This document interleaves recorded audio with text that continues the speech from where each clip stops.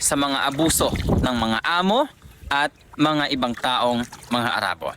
And guys, take note. Ang pagsasabi ng haram, like for example, binabastos kayo, sasabihin nyo, Mudir, hada haram, or Madam, hada haram. Para sa akin is, ang meaning po talaga ng haram is bawal. So, based sa Islam at sa katuruan ng aming relihiyong Islam, ang pagsasabi ng haram ay hindi sapat para sabihin or kontrahin ang mga taong bumabastos sa'yo. No. There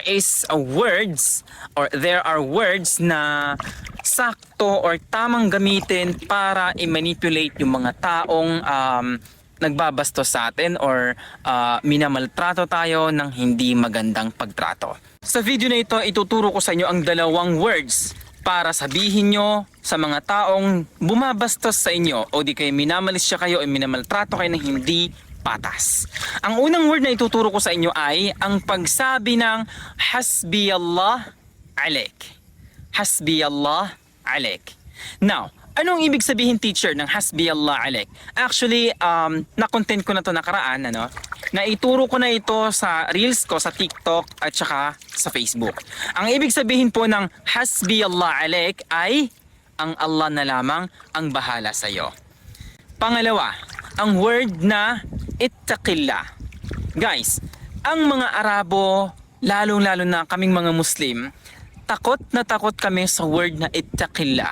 Why? It's a big deal for us para sabihin ng mga taong ordinaryo sa amin. Like for example, if we did wrong or mistake to someone or to somebody na tapos sinabihan kami ng ittaqillah. Ang ibig sabihin ng ittaqillah ay matakot ka sa Allah. For us, as a Muslim, it's a insult or nakakahiya para sa aming mga Muslim na hindi namin pakinggan or ibabaliwala lang namin ang salitang ittaqillah from others. Now guys, ang mga Arabo, ayaw na ayaw nilang marinig ang word na ittaqillah. Why? Because nararamdaman nila yung pagiging guilty nila at nararamdaman nila yung pagiging agrab, yung pagiging bastos nila. Nararamdaman nila yung pagiging walang modo nila when someone saying to them ittaqillah. Tip bonus, isa pang word. Pagka sinabi nyo rin sa kanila ang tub ilallah, hindi thob ha, hindi thob yung suot, T-O-B, tub ilallah. Ang ibig sabihin ng tub ilallah ay magbalik loob ka sa Allah or magbago ka sa Allah.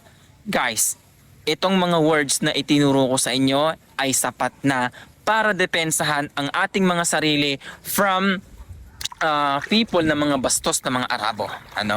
So, please take note, gamitin ninyo o di kaya kunin ninyo na mga aral itong mga tinuro ko sa inyo na mga words kasi napaka-importante ito para depensahan ang ating sarili from those people na mga tardo, mga bastos, So, I hope you learned in our video for today. Please don't forget to follow and share the video and comment yours. Kita-kita tayo sa comments. Guys, nasa lake pala ako dito sa lugar namin, So, as you can see, the lake is very nice. Pwede niyo itong puntahan dito sa Sarangani, Alabel. Actually, napakaganda talaga nito, guys. Ang lawak. May 2 hektarya ito eh. Mula doon hanggang doon. So, ipapasyal ko kayo muna ha bago natin i-cut yung video.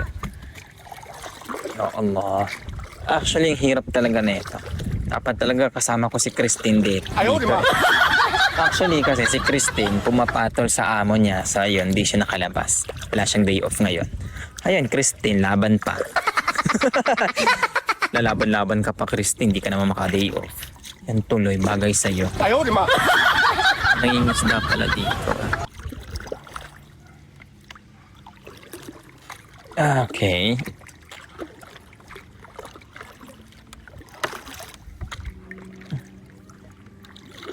Yun.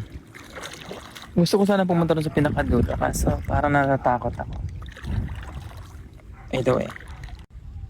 Makuha po di ang pantat dere? Amo na yung mga nakuha. Pwede makita ko ya?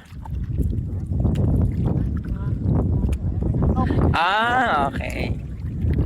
Ayun, nangingisda sila dito.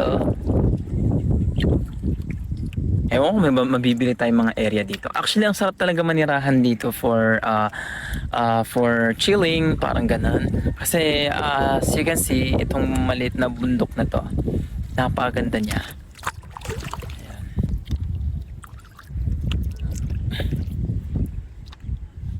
Bayan, ang hirap. Balik tayo ito. Sige. Kabig. Kabig mga suke. Presyong Divisoria. Yun. Habang hindi pa tayo nahanap ni tatay, pasyal-pasyal muna tayo. Yun yung sunset to, lumabas na naman. Ayun guys, mashallah, tabarakallah. Ang ganda talaga dito, promise. Hindi ka magsasawa dito sa kakatingin mo sa lake na to.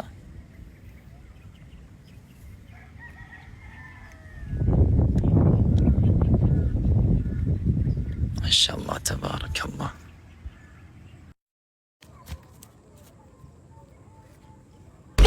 Ayaw, di ma.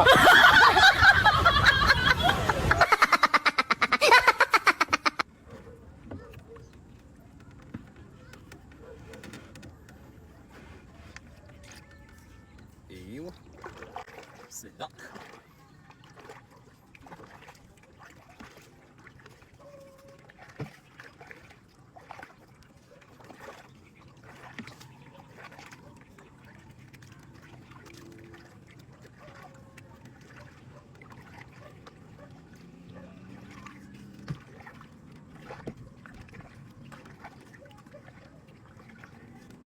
Kung minamaltrato tayo ng mga amo natin or minamalisya tayo or binabastos tayo ng mga taong Arabo, say haram is enough para depensahan ang ating mga sarili? No. Guys, Assalamualaikum. Welcome to our Arabic class. In this video, ituturo ko sa inyo kung paano natin depensahan ang ating mga sarili pagdating sa mga abuso ng mga amo at mga ibang taong mga Arabo. And guys, take note.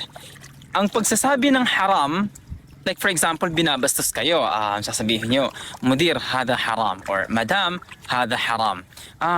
Para sa akin is, ang meaning po talaga ng haram is bawal.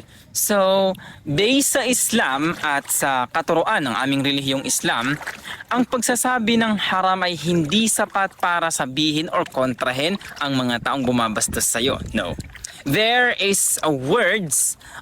are words na sakto or tamang gamitin para i-manipulate yung mga taong nagbabastos sa atin or minamaltrato tayo ng hindi magandang pagtrato. Sa video na ito, ituturo ko sa inyo ang dalawang words para sabihin nyo sa mga taong bumabastos sa inyo o di kayo minamalisya kayo o minamaltrato kayo ng hindi patas.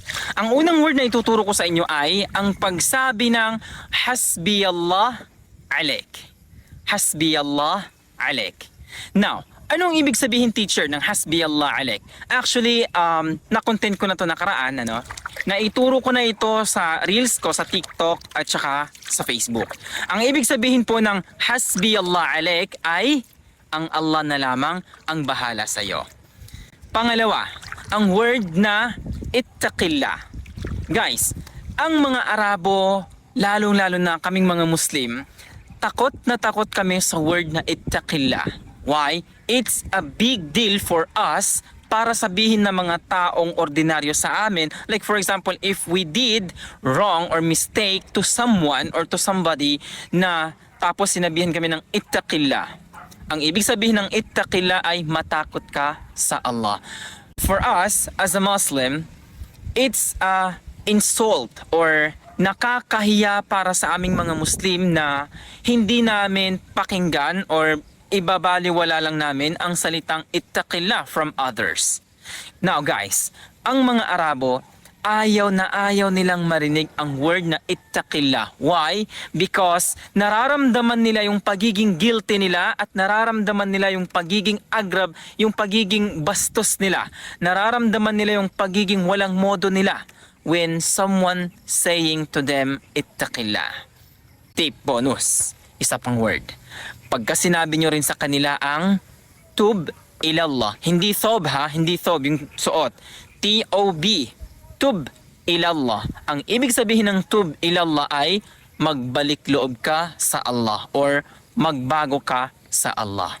Guys, itong mga words na itinuro ko sa inyo ay sapat na para depensahan ang ating mga sarili from people na mga bastos na mga Arabo. Ano?